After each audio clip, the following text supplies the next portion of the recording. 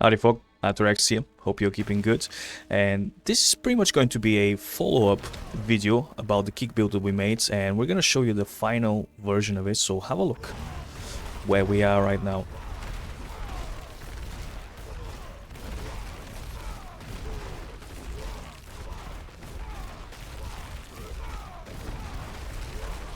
So yeah, this is pretty much what Kick can do. Sometimes he reaches about 7 trillion damage, able to clear pit 120. We can pretty much reach 125 with extreme min-maxing and stuff like that, but yeah, looking like a giant, absolute madness and craziness. A decent amount of HP, 110k, could be even a little bit more, with about half of our HP as a barrier. We tend to deliver pretty much a decent amount of damage for an off-meta build and have a good survival. So first we're going to go through the skill tree. Now, when it comes to the skill tree, we've made some modifications. We've put full ranks onto Ground Stomp. Now, even though it's a kick build, at this point, Ground Stomp is a very vital part of the build.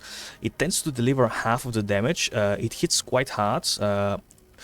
And in unison with kick, both of them deliver heavy blows at the same time, so essentially pretty much rotate between one and the other, and both of them at this point deliver very heavy blows, with Ground Stomp actually hitting a little bit harder as well. But yeah, of course it's a brawling skill at this point, and yeah, a bit more damage and a bit more fury generation. We've stuck with Rallying Cry, pretty much gives us a bit more movement speeds, quite good for combats and evading explosions and stuff like that. And of course more resource generation and more importantly fortification as well, just in case our barrier fails. We have a bit of an extra healing to protect our max HP. Now when it comes to challenging shout, it's pretty decent because it weakens enemies and yeah, gives us a little bit more damage reduction and of course a little bit more damage. So decent pretty much choice. Of course we got Warcry. Warcry is pretty crazy since it's a brawling skill as well, so ranks to brawling skills increase furthermore the damage of Warcry itself multiplicatively that it gives us, so it's pretty awesome. A bit more duration and of course a bit more damage here. Yeah, and this is pretty much what we got. Now when it comes to kick itself, kick is pretty much awesome. We've gone with the madness, so it's a brawling skill but also a mobility skill.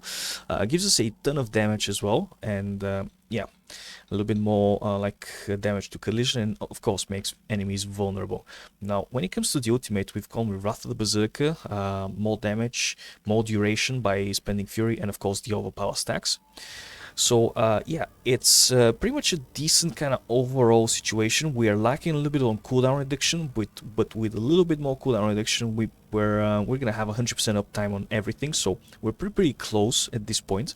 But yeah, when it comes to the gear and stuff, even though it's not a core skill currently, Air of Perdition seems to be the best choice, and yeah, just gives us those crit stat chance like stats and all that, so it's pretty decent. Next up we've gone with just a legendary chest with Glin's Anvil. Now as you probably know, Glin's Anvil is pretty good right now, and hopefully it stays like that with more maximum resolve stacks and stuff like that. But they'll probably like fix some portion of it, but either way, even if they do, it's a pretty strong choice. So yeah, of course maximum resource since we use our Fury Pool in combination with Ramaladni. So yeah, when it comes to the gloves, again, a lot of cooldown reduction stats are needed for the build, so going full on cooldown reduction is a pretty good thing. Otherwise a little bit more crit and just crushing aspect for more damage. Next up, the most important parts, the Chain Scourge Mail. Now you could put resolve stacks in here as well, but at this point I've kind of went with the max life, and you kind of start reaching up some breaking points of you know, stacking up more resolve and stuff like that. So at this point for me personally, I'm kind of sitting at about 80 to 85% damage reduction. Removing the max life might be actually less wise than actually adding up resolve stacks, since we might get about 3-4% more damage reduction with another 12 resolve stacks. So yeah, but nonetheless, yeah, more damage to the brawling skills. Whichever brawling skill is second is going to get more damage, so there's a way to actually offset it, so you make sure your Ground Stomp hits for more damage, or you can make sure that your kick hits for more damage depending on how you set it up. Usually we mash both buttons of the mouse at the same time, so sometimes they swap each other randomly and stuff like that, but either way one of them is getting the multiplicative damage, so pretty much decent. Next up we got boots with fury regeneration. Now over here we should be having aspect of dominance instead of the amulet. So it's something that has to be done. Sadly, we luck of the draw for us with the Cullinan tuning prisms. But ideally, anger management should be over here, so it gives us a bit more damage, and crowd controlling an enemy should be over here on the boots. Of course, we've gone with attacks reduce, evades, cooldown reduction, a pretty cool stat to have. And the reason why is, I'll pretty much show you quickly what happens, especially with Rallying Cry. So you can evade, then use a Rallying Cry, and then evade, and then just keep on dancing around the field. It's pretty good, so you can kind of survive all kinds of, like, explosions. You know, you're gonna be very good at dodging stuff, and even though he's a big guy at the moment, as you can kind of see, he's able to dance and do whatever he needs to do to escape explosions and stuff like that. So yeah. Of course, brawling skills, more damage all over the place. Fury regen to keep up that Ramaladni situation in check. We do need more Fury regen on the pants, but sadly no luck. So here we are. Next up, Limitless Rage. Ground Stomp generates rage, and it's really good. So we kind of go really heavy on the rage generation, which helps us for damage. Now, when it comes to the gems, you might have noticed I've put all damage multipliers all over the place. The reason for it is Ground Stomp is a fire skill, so we can get the best of both worlds. We've put all damage multiplier, since one is physical, the other one is fire. This is pretty much it. Now, when it comes to the other one, it's like the duelist aspect, which gives us 50% more attack speed. Very good for Sescheron's Fury. I'll get in a second why it is exactly, but essentially, even though we don't have the one-handed weapons equipped, we are actually benefiting from them. Whether it's a bug or it's in tendencies, we are carrying one-handed weapons anyway, but not equipping them. It's another question, but for now it functions, and it's pretty decent. When it comes to Ramaladni, yeah, just a solid choice. More damage. Of course, we've gone with more maximum resources anywhere we can get our hands on, and things like that. So yeah, of course, the Grandfather here, more survival, more damage. It's just a pretty decent kind of option at this point.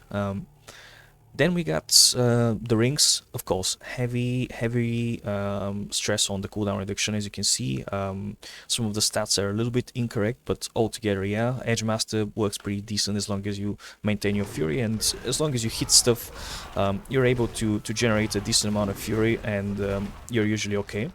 So yeah. Next up, we got Tidal Aspect, of course, works pretty well with the Banished Lords, which is pretty good. Again, more cooldown reduction all over the place. Some of the Transfiguration stats didn't hit exactly where we wanted them to, but yeah, should be strength, ideally. But yeah, and last but not least, of course, the Banished Lords, crazy amount of damage, and yeah, we don't really benefit too much from its overpower stacks generation, but still, sometimes we do spend Fury with Rallying Cry, so it kind of stacks up eventually, but primarily Wrath of the Berserker is for overpower. Now, when it comes to the Paragon, it's a pretty standard, yeah, kind of situation. We've gone with Martial. The reason why we've gone with Martial is, like, we're able to have about 20 to 22 seconds or something of the sort of Wrath of the Berserker. So as long as we spam these shouts while it's active, we're gonna be reducing our cooldowns of it, so it's pretty decent. As long as we are spending Fury, of course, we extend its duration, so you can kind of see how things work out and stack up because of Martial. So it's pretty decent, and yeah, obviously we stopped spending Fury, but if I had spent one more time, I would be pretty much almost ready for another Wrath of the Berserker. So yeah, a little bit more cooldown reduction. We'd have this build absolutely with 100% uptime. Next up, we got Carnage. Now, the reason why we have Carnage and not, say, Warbringer, which I'd really love to put my hands on because it's more maximum Fury, it's more damage in the end, but we need the attack speed, and I'll get to exactly why we need the attack speed while we're stacking up attack speed. But also, yeah, a bit more maximum life, a little bit more crit and stuff like that, and then we've gone with Exploit now. The reason why we've gone with Exploit is pretty good, since it makes enemies vulnerable. So although Kick makes enemies vulnerable, you want to sometimes you use Ground Stomp first, so you kind of pre-set up your Kick hit to actually get the most damage possible, because the enemy is already vulnerable, so you don't have to kick twice or something like that. So you can pretty much have like faster and smoother clears of monsters by having Exploit.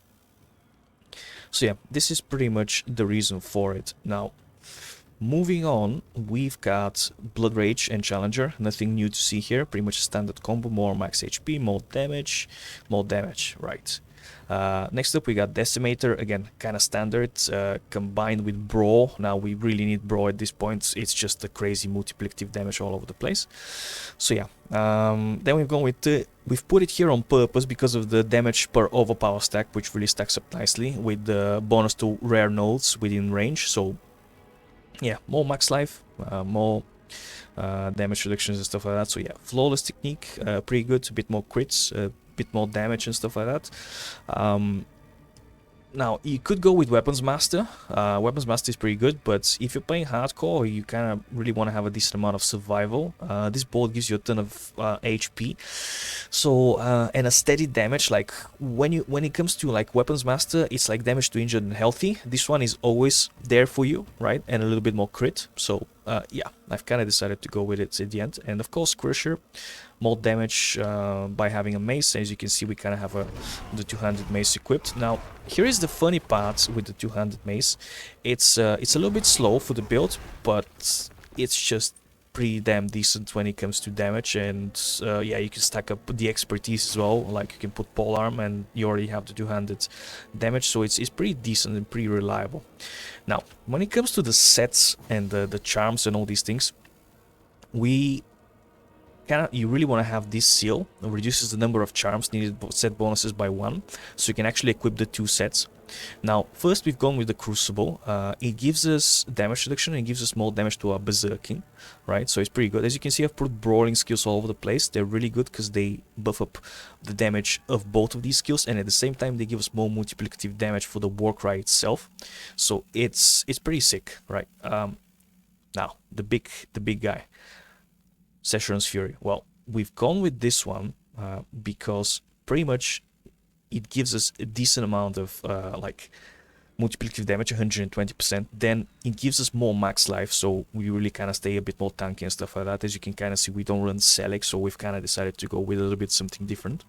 And yeah, going the max HP life away is really beneficial, you know, when you use Session and stuff like that. So yeah. Next up, we got the maximum fury increased by 50% in combination with Ramolatni. That's another 25, you know, multiplicative, and it allows us just to kind of benefit from everything. And of course, 600% more multiplicative damage. Who wouldn't want that? And yeah, kind of look cool. Like we go looking as a giant and stuff like that. It's just pretty awesome. Now, the biggest issue is the attack speed. So you lose 50% of your attack speed. So even if you had 100% attack speed, you would lose 50% of it. And the reason why we've gone, another reason why we're going with the Crucible is it gives us 20% more cast speed, so it takes away 20% out of those 50, so we only lose 30%. Now, the thing is, you can, it still feels a bit clunky, but you can stack your attack speed up to a 70% of maximum kind of attack speed. So it's not ideal compared to 100% attack speed, but it's a way to kind of negate a little bit by using those 2 sets. And yeah, essentially, let's see if we can show you. We pretty much reach up 70%, right? Now, truthfully, I don't actually have 70 myself. I actually have 64% because of the fact that I'm lacking a little bit. But I just wanted to show you, like, we should be having 74%, but sadly, it only goes up to 70 just to kind of showcase things. So, yeah, this is pretty much it. Now, here's one more cool stuff. If you like more attack speed and you have more than enough damage, so if you're not pushing pits and you're just doing Torment 12 clears, all you gotta do is pretty much go with one-handers, right? So once we go with the one-handers, I'm just gonna switch to one-handers, we really get a lot more attack speed. Like, it's still gonna show you 70%, but he starts hitting crazy amounts of damage, right? Crazy fast. So it's pretty fun. And essentially at this point it doesn't feel like you have any like negative side effects from Session and stuff like that. So pretty cool and pretty fun to go around and just do whatever you want and do it quickly, and don't let size stand in your way, right? So pretty awesome. So yeah, as you can see, more ranks to brawling skills and stuff like that. So yeah. Last but not least, Mercenaries, pretty standard, we're here, a bit more survival, especially if you play on hardcore, and then Super for more crit strike damage and stuff like that every whatever seconds. So yeah, this is pretty much the build.